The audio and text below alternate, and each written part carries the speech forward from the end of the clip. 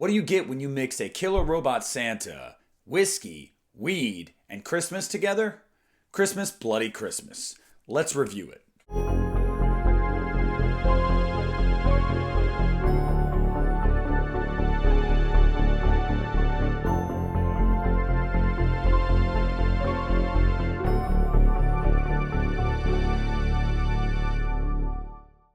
Hey, what's up, everybody? Nick here from the Lost River Drive-In, and tonight I have finally listened to some of your guys' cries. A lot of you had told me that I needed to see Christmas, Bloody Christmas. And I remember this coming out on Shudder in 2022, and I wanted to get around to it, and then I heard some middling things about it, and I said, I'll wait. I'm kind of kicking myself for that. I guess I'll just show my hand a little bit early because I finally just watched this movie tonight and I've got a lot to say about this movie. So shame on me for not watching it last year. But let me give you guys a little kind of recap of what this movie is about. So Christmas Bloody Christmas follows Tori and her friend Robbie and, a couple other friends and townies and family members. It's a very small cast. And it's a movie basically about recalled department store robotic Santas that, say greetings and whatnot, like an animatronic, but they've gone bad, or at least one of them has gone bad. We see things on the TV and we hear about it, near the beginning of the movie about how they've been recalled. Well, there's one specific one in this town where our lead characters are, and it decides to go on a blood rampage. I mean, for no particular reason other than it just went faulty and it needs to kill. Like, it just wants to kill people. And that's the plot of Christmas Bloody Christmas. It's very, very simple. As I said, this came out in 2022 as a Screambox exclusive. It did open in like 300 theaters for like a weekend or whatever, and did all right for only being in 300 theaters. But it was a Screambox exclusive. It came out last year, and I remember a lot of people on the internet talking about it because, believe it or not, I truly don't think we have enough Christmas slasher movies. Now, Terrifier 3 is going to change that next year, thank God, but Christmas Bloody Christmas was one that flew under my radar.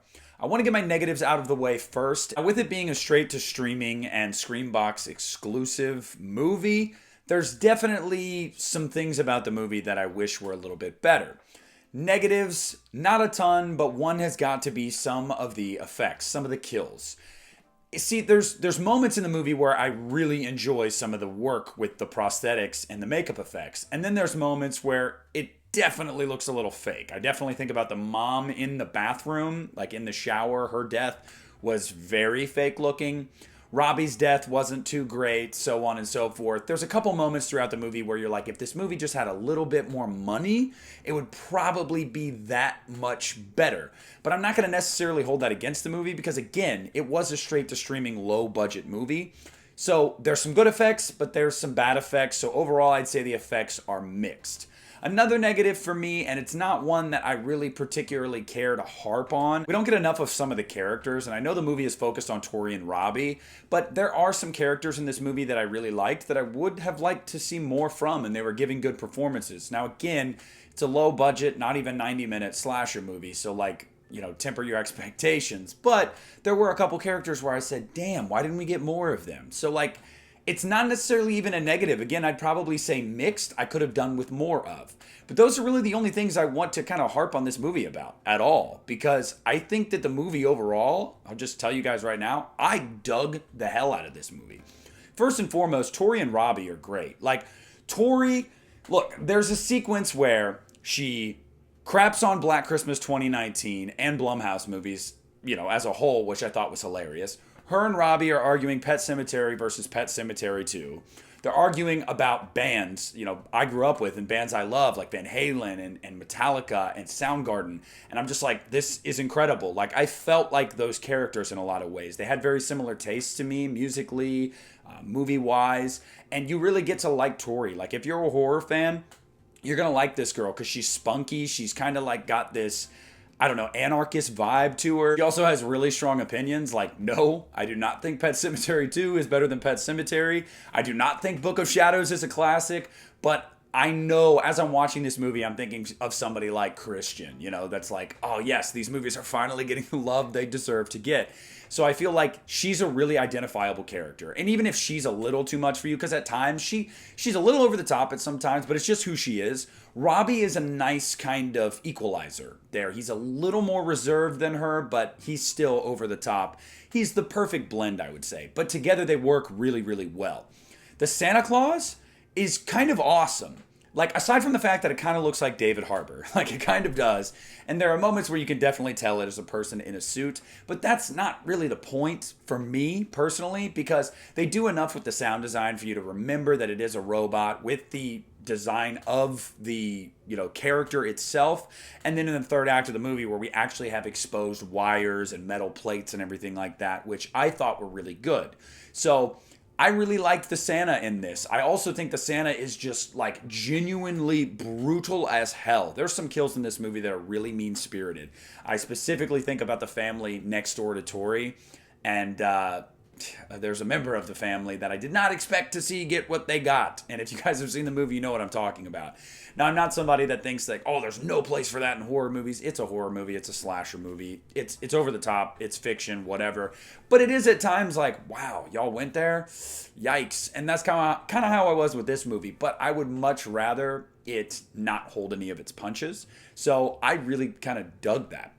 There's an aesthetic about this movie that you're either going to love or you're going to hate. And that is one thing I remember hearing about this movie last year when it came out. People were saying it looked really blurry, it looked really fuzzy, and it does. And it's intentional. I don't know if it's a lens that they were using. I don't know if it was the type of film it was being shot on. Maybe it's digital. I don't know. But director Jeff Bezos, not Bezos, not Bezos. It just really seemed like it was intentional to accentuate the colors around.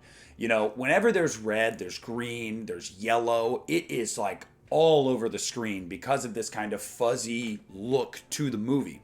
It also gives it this like vintage look and feel that almost feels like this movie could fit right in the late 70s, which I kind of loved. And I feel like maybe that was like an intentional homage to movies like Black Christmas. I could be wrong, but I really dug it. For some people, I understand why it might be a little bit jarring, but I really, really dug the look of this movie. And again, I think it just brings out those Christmas colors and really reminds you that you're watching a Christmas movie. Now, finally, the last thing I really want to talk glowingly about, it's really kind of a two-parter. It was a welcome surprise to see Jeff Daniel Phillips in this movie, and he's one of the characters that I was talking about when I said, man, I wish we would have got more from this character. He is one of them. He's probably the chief one that I'm talking about. He was great in this movie as the sheriff, and I love the third act, and that's where he's featured more prominently than at any other point in the movie, because aside from that, you only get one scene with him. So it was nice to see him come back, although it is a little bit short-lived for my liking. I would have liked more from him, because I really felt like he was commanding the screen, and I've always liked Jeff Daniel Phillips. I feel like he's underrated. Like, even in some of Rob Zombie's movies that I don't love, like 31, I think he's really, really good in that movie. So it was nice to see him. But the third act as a whole is a knockdown, drag out, old school, you can't kill the boogeyman type third act. Like, no matter how many times Tori thinks she gets the jump on this guy and she's finally beaten this guy, no. He just keeps freaking coming. And it's wild. Like, there are moments, there are times where you're sitting there in movies and you're like, this is going on too long. This movie didn't feel that way.